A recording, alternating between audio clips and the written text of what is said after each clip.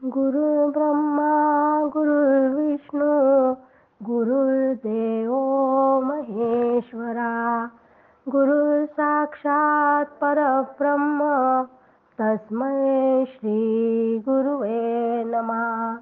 मला वाटते अंतरी त्वावसावे तुझ्या दास बोधासी त्वाबोध व्हावे. अपत्यापरी पाववी प्रेम ग्रासा महाराज या सद्गुरु रामदासा.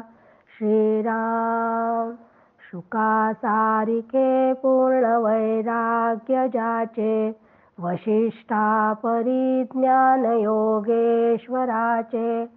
कवी वाल्मिका सारिखा मान्य ऐसा नमस्कार माझा सद्गुरु रामदासा. जय जय रघुवीर समर्थ. सद्गुरु प्रल्हाद महाराज डॉक्टर काका व आदरणीय मंदाताईंना नमस्कार करते. जयश्रीताईंनाही नमस्कार करते. दासबोध अभ्यास वर्गासाठी जमलेल्या तुम्हा सर्व श्रोत्यांना वंदन करते.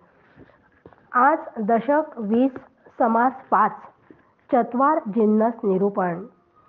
या जगतामध्ये हजारो देहधारी प्राणी आहेत. त्यात मानव व मानवेतर प्राणी आहेत.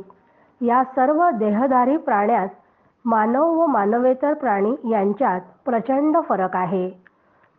मानव देहातच ईश्वराबद्दल आणि ईश्वराने निर्माण केलेल्या या विश्वाबद्दल सांगोपांग विचार होऊ शकतो. इतकेच नव्हे तर विचाराचे पर्यवसान ईश्वराचे प्रत्यक्ष दर्शन घडण्यामध्ये होऊ शकते. हा विश्वविचार केला तर लक्षात येते की या संपूर्ण दृश्य सृष्टीत म्हणजे कल्पित या सृष्टीत केवळ 4च जिन्नस आहेत. या 4 अंगाचा दृश्य जगाचा खोल विचार करता करता माणूस सूक्ष्मामध्ये शिरेल तरच तो ब्रह्मापर्यंत झेप घेऊ शकेल. म्हणून या समासामध्ये पहिल्याच ओवीत समर्थांनी चत्वार जिन्नस सांगितले आहेत, म्हणजे 4 गट सांगितले आहेत. श्रीराम समर्थ श्रीराम जेथून पाहता तेथवरी चत्वार जिनस अवधारी 1:14:5 4 ऐसे आहे श्रीराम. की या दृश्य कल्पित सृष्टीत या टोकापासून तर त्या टोकापर्यंत पदार्थांचे फक्त 4च गट आहेत. एक परब्रह्म, दुसरं मायेच्या 14 अभिव्यक्ती, तिसरं पंचमहाभूते आणि चौथं उद्भिजादी 4 खाणी. तर पहिलं परब्रह्म. परब्रह्म हे सगळ्यांचं मूळ असणारं हे परब्रह्म जे आधी होते, आता आहे व पुढेही असणार आहे असं हे सत्तत्व. त्या सर्वांचे मूळ आद्य विश्वातील अनेकात एकपणाने विलासणारी आत बाहेर खाली वर मागे पुढे असे भेद न स्वीकारणारी एक अतिशय विशाल अनंत अपार अशी वस्तू आहे. विश्वाच्या दृष्टीने तिला ब्रह्म म्हणतात तर मानवदेहाच्या दृष्टीने त्यालाच नित्य शुद्ध बद्ध मुक्त असं आत्मा म्हणतात. मी आहे असे आपण म्हणतो, त्यातील मी वजा केला म्हणजे काढून टाकला की जे शिल्लक उरते ते म्हणजे केवळ आहेपण म्हणजे केवळ सत हेच आत्म्याचे स्वरूप आहे. या परब्रह्मापासूनच मूळ माया निर्माण झाली. मूळ माया म्हणजे ईश्वर हा अतिशय सूक्ष्म आणि कर्दप असलेली ही मूळ माया आहे. मूळचे स्फुरण किंवा संकल्प हे तिचे स्वरूप आहे. 14 नावांनी तिला ओळखतात. ही मूळ माया म्हणजेच अंतरात्मा म्हणजेच जाणीव ती ज्ञानमय असून ती सर्वत्र पसरलेली आहे. ही जाणीव म्हणजेच आत्म्याचा आहेपणा जो सतत आपल्याला जाणवतो. ही जाणीव स्वतःला जाणवते म्हणजे आत्मा स्वसंवेद्य स्वयंप्रकाश आहे. ब्रह्म पण तसेच आहे. ब्रह्माच्या या स्फुरणातूनच विश्व निर्माण झाले. विश्व झालेल्या या ब्रह्मालाच ईश्वर किंवा मूळ माया म्हणतात. तिसरं, पंचमहाभूते. ही पंचमहाभूते ही स्थूल असतात आणि ती अचेतन असतात. यातही आत्मा व्यापून असतो म्हणून त्यात जाणीव आहे असे म्हणायचे, अन्यथा पंचमहाभूते अचेतनच आहेत. चौथं, अंडज, जारज, उद्भिज, स्वदेज या चारी खाणीचे अनंत प्राणी निर्माण होतात. प्राण्यांच्या ठिकाणीही जाणीव अधिक स्पष्टपणे प्रगट झाली आहे. म्हणजे मूळ माया आणि या चारी खाणी इथं ही जाणीव अधिक स्पष्टपणे जाणवते, तर पंचमहाभूतांमध्ये मात्र ती लवकर जाणवत नाही. अशा प्रकारे या चार जिन्नसांपासून जी अवाढव्य सृष्टी ह्या टोकापासून त्या टोकापर्यंत केवळ चार पदार्थांमध्ये व्याप्त झालेली आहे किंवा चार गटात तिची विभागणी झालेली आहे. परब्रह्म सकळाहून वेगळे, परब्रह्म सकळाहून आगळे, नाना कल्पने निराळे, परब्रह्म ते श्रीराम. परब्रह्माचा विचार, नाना कल्पनेहून पर, निर्मळ निश्चळ निर्विकार, अखंड आहे श्रीराम. की असं हे परब्रह्म इतर तीन म्हणजे माया, पंचमहाभूते आणि चार खाणी या गटाहून ते अत्यंत निराळे आहे, वेगळे आहे, अत्यंत वैशिष्ट्यपूर्ण आहे. ते परब्रह्म सर्वात व्यापून सगळ्यांपासून अलिप्त व सूक्ष्मातील सूक्ष्म आहे. कोणताही मानव जी कल्पना करू शकतो त्या कल्पनेच्याही हून अत्यंत भिन्न असं हे परब्रह्म तत्व आहे. ते परब्रह्म शुद्ध, स्वस्थ व निर्विकारात्वाची परिसीमा जेवढी कल्पना करणे शक्य आहे त्याहूनही ते अत्यंत शुद्ध, स्वस्थ, निर्मळ, निश्चळ, निर्विकार आणि अखंड सर्वत्व व्यापून आहे. परब्रह्मास काहीच तुळेना, हा एक मुख्य जिनसाना, दुसरा जिन्नस नाना कल्पना, मूळ माया श्रीराम. की असे हे परब्रह्म हे सृष्टीचे अधिष्ठान आहे आणि हे अधिष्ठान सगळ्यात मुख्य आणि एकमेव सत्य पदार्थ आहे. त्यासारखा कोणताच अन्य पदार्थ नाही. त्यानंतर जी मूळ माया आहे हा दुसरा पदार्थ आहे या सृष्टीमधला. अनेक काल्पनिक जिनसांनी भरलेली ही मूळ माया हा दुसरा पदार्थ होय. नाना सूक्ष्म रूप, सूक्ष्म आणि कर्दम रूप, मुळींच्या संकल्पाचा आरोप, मूळ माया श्रीराम. हरी संकल्प मुळींचा, आत्माराम सकळांचा, संकेत नामाभिधानाचा, येणे प्रकारे श्रीराम. की अशी ही मूळ माया अव्यक्तादी अनेक सूक्ष्मामध्ये दडलेली आहे. शिवाय तशा सूक्ष्म तत्वांचे ते मिश्रणही आहे. परब्रह्मावरील पहिलं जे परब्रह्माला स्फुरण झालं त्या स्फुरणाच्या अध्यारोपालाच मूळ माया म्हणतात. ही स्फुरणरूप हा संकल्प हाच हरिसंकल्प, मूळचा हरिसंकल्प आहे आणि या स्फुरणरूप संकल्पालाच अंतरात्मा किंवा ईश्वर म्हणतात. तो सर्वांच्या हृदयामध्ये वास करतो. या मूळ मायेला 14 नामांच्या संकेतांनी जाणले जाते. आपण 14 नामाभिधानांचा मागच्या समासामध्ये सविस्तर अभ्यास केला होता. ही 14 नामे कोणची आहेत तेच समर्थ आता 7व्या आणि 8व्या 10व्या या 3 ओव्यांमध्ये आपल्याला सांगत आहेत. निश्चळी चंचळ चेतले, म्हणोनी चैतन्य बोलिले, गुणसमानत्वे झाले, गुणसाम्य ऐसे श्रीराम. अर्धनारी नटेश्वर, तोची षड गुणेश्वर, प्रकृती पुरुषाचा विचार, शिवशक्ती श्रीराम. शुद्ध सत्वगुणाची मांडणी, अर्धमात्रा गुणक्षोभिनी, पुढे ती गुणांची करणी, प्रगट झाली श्रीराम. मनमाया अंतरात 14 जिनसांची सीमा, विद्यमान ज्ञानात्मा इतुके ठाई श्रीराम. की मूळ निश्चळ परब्रह्मावर चंचल स्फुरणाचा आरोप करताच त्याला चैतन्य हे नाव मिळाले. ते चैतन्य निश्चळ अधिक चंचल असे आहे. मूळ मायेतील गुणांच्या साम्य अवस्थेमुळे तिला गुणसाम्य असे नाव मिळाले. अर्धनारी नटेश्वर, षडगुणेश्वर, प्रकृती पुरुष, शिवशक्ती, शुद्ध सत्व, गुणक्षोभिणी, सत्व रज तम हे 3 गुण, मन आणि माया आणि आधी विचार केलेले चैतन्य आणि गुणसाम्य अवस्था, या 14ही नामांचे सर्वांचे प्रकाशन करून ज्ञानरूप आत्मा त्यात राहतो. ऐसा दुसरा जिन्नस अभिधाने चतुर्दश, आता तिसरा जिन्नस पंचमहाभूते श्रीराम. की असा हा दुसरा पदार्थ असून त्याच्या त्या 14 अभिव्यक्ती आहेत. तिसरा घट हा पंचमहाभूतांचा आहे. येथे पाता जाणीव थोडी, आदी अंत हे रोकडी, खाणी निरोपिल्या तातडी, तो चौथा जिन्नस श्रीराम. चारी खाणी अनंत प्राणी, जाणीवेची झाली दाटणी, चारी जिन्नस जेथुनी संपूर्ण झाले श्रीराम.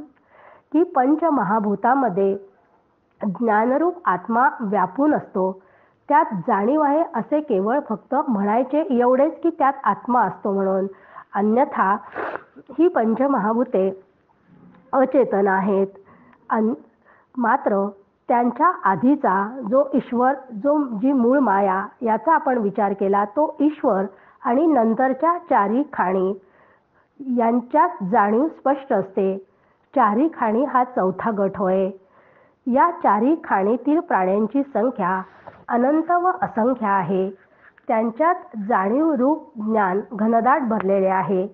असे हे दृश्य सृष्टीतील 4 गट आता सांगून झाले. बीज थोडे पेरिजे ते, पुढे त्याचे उदंड होते, तैसे झाले आत्मयाते, खाणी वाणी प्रगटता श्रीराम.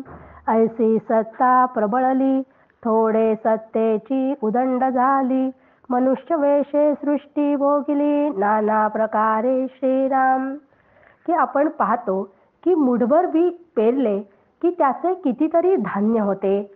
अगदी त्याचप्रमाणे या सृष्टीत म्हणजे अंतरात्म्याने म्हणजे ईश्वराने चारी खाणी व चारी वाणीद्वारे संपूर्ण सृष्टीत ते प्रगट होत असंख्य प्राणी जन्माला आले. मूळची मर्यादित असलेली ईश्वरी सत्ता प्रत्येक प्राणीमात्रांच्या शरीरात वास करते. त्यामुळे मर्यादित असलेली ही सत्ता असंख्य शरीरांच्या माध्यमातून अतोनात वाढली आहे. एकट्याने एवढे मोठे सृष्टीचे कार्य होणार नाही, म्हणून त्याने असंख्य जीवाच्या माध्यमातून तो ईश्वरच सर्व जीवमात्रांमध्ये प्रवेश करतो आणि सत्ता रूपाने कार्य करतो. या सर्व मानव व मानवेतर प्राण्यांमध्ये भोग घेण्याची शक्ती असते, परंतु मानवी शरीरातील जीवाने तर या सृष्टीचा नाना प्रकारे भोग घेतलेला आपण पाहतो. प्राणी मारून श्वापद पळे, वरकळत्यास काय कळे, नाना भोग ते निवळे, मनुष्य देही श्रीराम. नाना शब्द नाना स्पर्श, नाना रूप नाना रस, नाना गंध ते विशेष, नरदेह जाणे श्रीराम. की एखादे श्वापद म्हणजे वाघ, सिंह असे हे पशु प्राणी हे लहान प्राण्यांना मारून ते खाण्यासाठी त्यांना तोंडात धरून घेऊन लांब दूर जातात आणि मग ते भक्षण करतात म्हणजे सेवन करतात. या सर्व श्वापदांना केवळ आहार, निद्रा, भय व मैथुन या 4 गोष्टी सामान्यपणे कळतात. त्यांची बुद्धी अत्यंत मर्यादित असल्याकारणाने ते एवढ्याच मर्यादेत भोग भोगतात. पण मानवाला मात्र आहार, निद्रा, भय, मैथुन या व्यतिरिक्त बुद्धी ईश्वराने प्रदान केली आहे. प्रगत बुद्धी 5 ज्ञानेंद्रिये व अंतःकरणाने असंख्य भोग भोगते. जिभेद्वारे नाना चवी घेते. मानसभोग म्हणजे कीर्ती, सत्ता, संपत्ती, स्वप्नरंजन असे अनेक भोग घेण्याचे सामर्थ्य मानवाला आहे. शब्द, स्पर्श, रूप, रसगंध या पंच ज्ञानेंद्रियाच्या द्वारे विशेष भोग मानवी शरीरात भोगले जातात. शब्द आपण कानांनी ऐकतो तो गोड अथवा मनाला टोचणी देणारा शब्द कानाने ऐकतो. मुलामय स्पर्शाने सुखाचा आनंद घेतो. डोळ्यांनी सुंदर सुंदर रूप पाहतो. मधुराती 6 रसांचे सेवन करतो. अत्तरे व फुलांचे गंध इत्यादी विशेष भोग मानवी शरीरात भोगले जातात. अमूल्य रत्ने नाना वस्त्रे, नाना याने नाना शस्त्रे, नाना विद्या कळा शास्त्रे, नरदेह जाणे श्रीराम. पृथ्वी सत्तेने व्यापिली, स्थळोस्थळी आटोपिली, नाना विद्या कळा केली, नाना धारणा श्रीराम. दृश्य अवघेची पहावे, स्थानमान सांभाळावे, सारासार विचारावे, नरदेहे झालिया श्रीराम. की अमोल रत्ने, हिरे, मोती अशी अनमोल रत्ने, अनेक प्रकारची उंची वस्त्र. आता आपण पाहतो की कितीतरी प्रकारची फॅशनेबल अशी उंची वस्त्र आपण मार्केटमध्ये बघतो आहोत. अनेक प्रकारची वाहने, संहारक शस्त्रे, अनेक प्रकारच्या विद्या, संगीताती कला व वेदांताती शास्त्र यांची जाण मानवी जीवालाच असते. मानवी जीव हा पूर्ण जो या सृष्टीमध्ये बुद्धीच्या माध्यमातून सगळं जाणून घेत असतो, त्या मानवाला वर ईश्वराची सत्ता असते. म्हणजे पृथ्वी ही ईश्वराच्या सत्तेने व्यापलेली असून तिच्यावर ईश्वराची सत्ता आहे. म्हणजे ईश्वराच्या सत्तेने त्याला सर्वत्र पकडून ठेवलेले आहे. पूर्ण त्या ईश्वरी सत्तेचं नियंत्रण या पृथ्वीवर आहे. त्या सत्तेच्या नियोजनानुसारच मानवी माध्यमातून अनेक विद्या, कला व मतमतांतरे व्यक्त होतात. ही दृश्यसृष्टी मानवाने अत्यंत निरखून पाहावी. कारण मानवच हे निरखून पाहू शकतो, कारण त्याच्याजवळ बुद्धी आहे. आणि त्या दृश्यसृष्टीतील आपले स्थान व आपली मर्यादा सांभाळून त्याने राहावे. मानवी शरीर मिळाल्यावर प्रामुख्याने सृष्टी व शरीर यातील सार व असार यांचा शास्त्रशुद्ध विचार हा नरदेह मिळाल्यावर मानवाने करावा. एहलोक आणि परलोक, नाना प्रकारींचा विवेक, विवेक आणि अविवेक, मनुष्य जाणे श्रीराम. नाना पिंडी ब्रह्मांड रचना, नाना मुळींची कल्पना, नाना प्रकारी धारणा, मनुष्य जाणे श्रीराम. की या सृष्टीमधील इहलोक असो की परलोक या सगळ्या संकल्पना, नैतिक व आध्यात्मिक विवेक आणि अविवेक यांचा विचार फक्त मनुष्य आणि मनुष्यच करू शकतो. नाना प्रकारच्या पिंडांची आणि ब्रह्मांडाची रचना कशी झालेली आहे याचा अभ्यास फक्त मनुष्य करू शकतो. मनुष्यादी शरीराच्या रचनेचे शास्त्र म्हणजे मानवी शरीर आतून यंत्रणा त्याची कशी काम करते. डॉक्टर लोक बघा आतील या यंत्रणेचा पूर्ण अभ्यास करतात. म्हणजे पिंडाच्या रचनेचे शास्त्र ते जाणून घेतात. तर खगोलशास्त्रज्ञ असणारे सायन्सवाले लोक ब्रह्मांड रचनेचे शास्त्र समजून घेण्याचा प्रयत्न करतात आणि मूलभूत संशोधन करून मानवी बुद्धी संशोधन करून अनेक शोधही लावतात. पण हे केवळ मानवी बुद्धीच करू शकते. अष्टभोग नवरस, नाना प्रकारींचा विलास, वाच्यांश लक्षांश सारांश, मनुष्य जाणे श्रीराम. मनुष्य सकळास आळिले, त्या मनुष्यास देवे पाळिले, ऐसे हे अवघे कळले, नरदेह योगे श्रीराम. ही अष्टभोग म्हणजे सुगंध, स्त्री, तांबूल, वस्त्र, भोजन, शय्या असे 8 प्रकारचे भोग, शृंगारादी 9 रस, नृत्य, वस्त्रादी विलास आणि शब्दांचा वाच्यार्थ काय आहे, लक्षार्थ काय आहे, वाच्यार्थ लक्षात घेऊन त्याचा सारतत्व काय आहे, अशा या सगळ्या शब्दांचा खेळ केवळ माणूसच करू शकतो. हा माणूस इतर जीवसृष्टीवर व जगावर नियंत्रण ठेवण्याचा प्रयत्न करतो, पण त्या माणसावर मात्र ईश्वराचे नियंत्रण आहे हे विसरून चालत नाही. हे सर्व केवळ या नरदेहात आल्यावर समजू शकते. मानवी शरीरातच या सगळ्या गोष्टींचे ज्ञान होऊ शकते. म्हणून अत्यंत महत्त्वाची ओवी पुढची समर्थ आपल्याला सांगतात.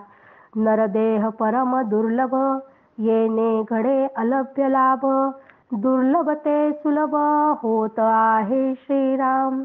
वरकड देहे हे काबाड, नरदेह मोठे घबाड, परंतु पाहिजे जाड, विवेक रचना श्रीराम. की म्हणून हा नरदेह मिळणे अत्यंत दुर्लभ आहे. जेव्हा पाप व पुण्य समसमान होतात तेव्हाच नरदेहाची प्राप्ती होते. असा अत्यंत दुर्लभ असणारा हा नरदेह प्राप्त झाल्यावर त्या देहाचे सार्थक व्हावे असे वाटत असेल तर पुण्यगाठी असावे लागते. तेव्हाच दुर्लभ असणारा परमार्थ मार्गाची आवड मनुष्याला प्राप्त होते. दुर्लभ असणाऱ्या या नरदेहाच्या माध्यमातूनच मोक्षाचा अलब्ध लाभ होतो. असा हा मोक्ष लाभ हा दुर्लभ असला तरी तो नरदेहाच्या माध्यमातून सहज साध्य होतो.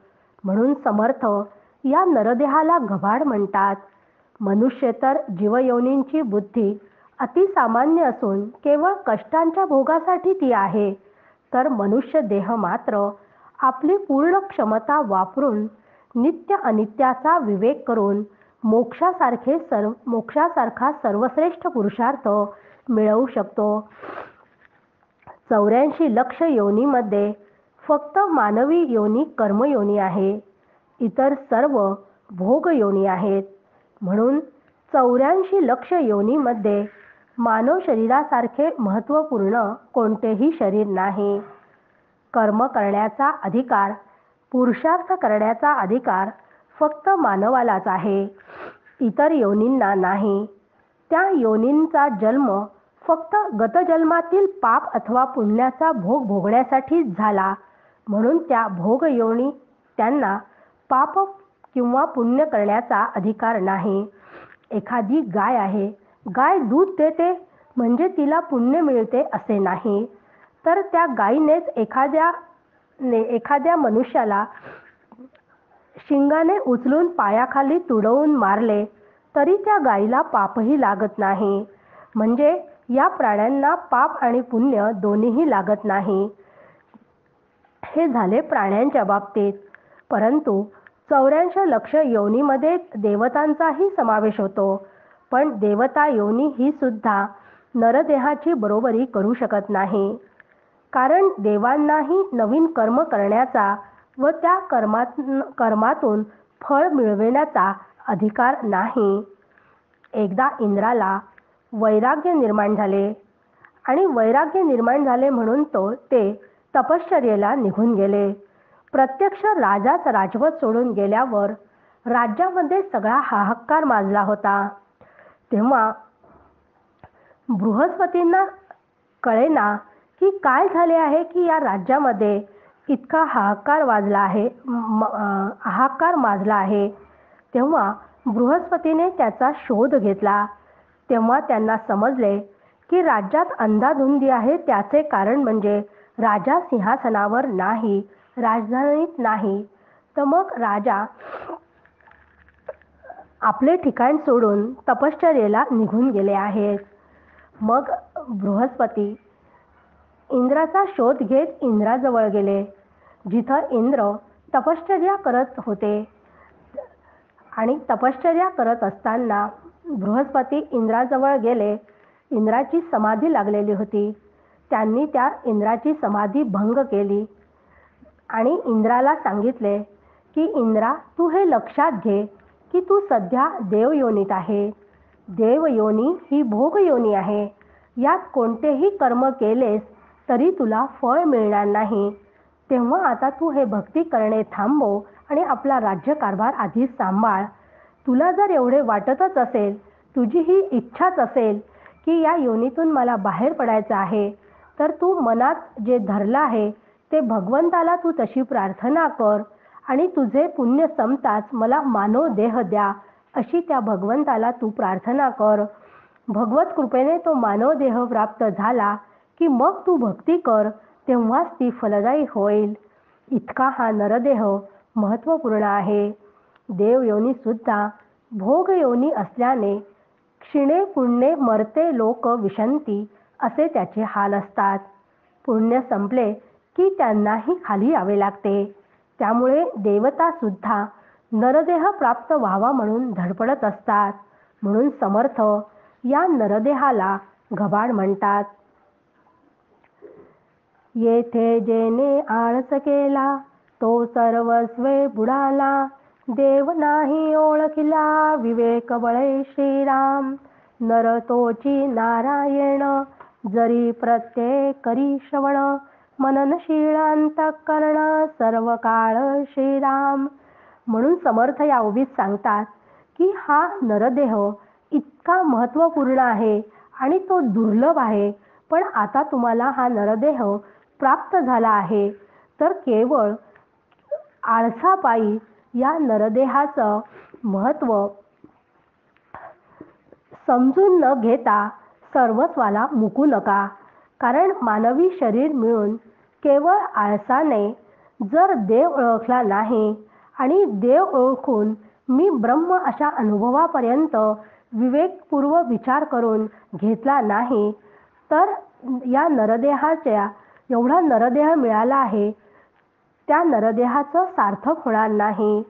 मिळालेला हे घबाड घालवून मनुष्य सर्वस्वाला मुकेल.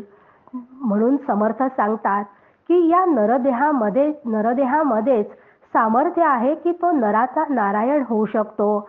मग नराचा नारायण व्हायचे असेल तर जे अनुभवी महात्मे आहे यांनी हा अनुभव घेतलेला असतो.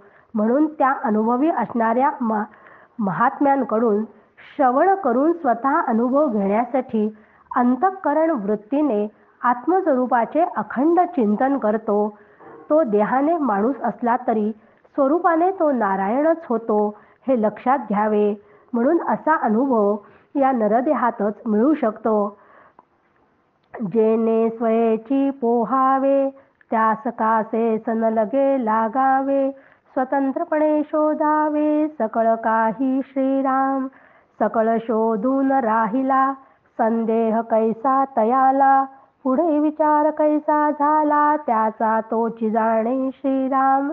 म्हणून हा नरदेह प्राप्त झाला आहे, तर थोर महात्म्यांच्याकडून अनुभवी महात्म्यांच्याकडून श्रवण करून ते श्रवण एकदा केल्यानंतर स्वतः पुन्हा त्या श्रवणात जे काही ऐकले आहे त्याचा विचार करून त्यावर मनन करून पुन्हा पुन्हा स्वतः अध्यात्म ग्रंथांचा अभ्यास करावा.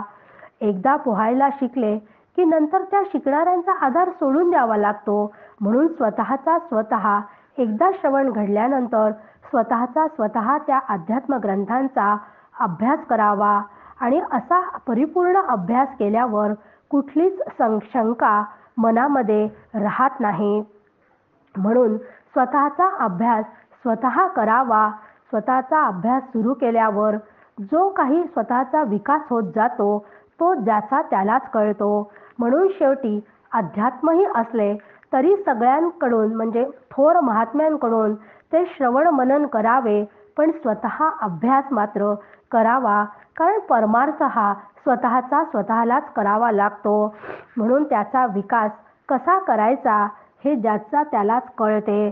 म्हणून आपणही आपला विकास करण्यासाठी अशीच अभ्यासाची कास धरूया आणि आपल्यालाही हा नरदेह प्राप्त झाला आहे त्या नरदेहाचे सार्थक होण्यासाठी तशी बुद्धी समर्थांनी आपल्याला द्यावी हीच समर्थ चरणी प्रार्थना करूयात.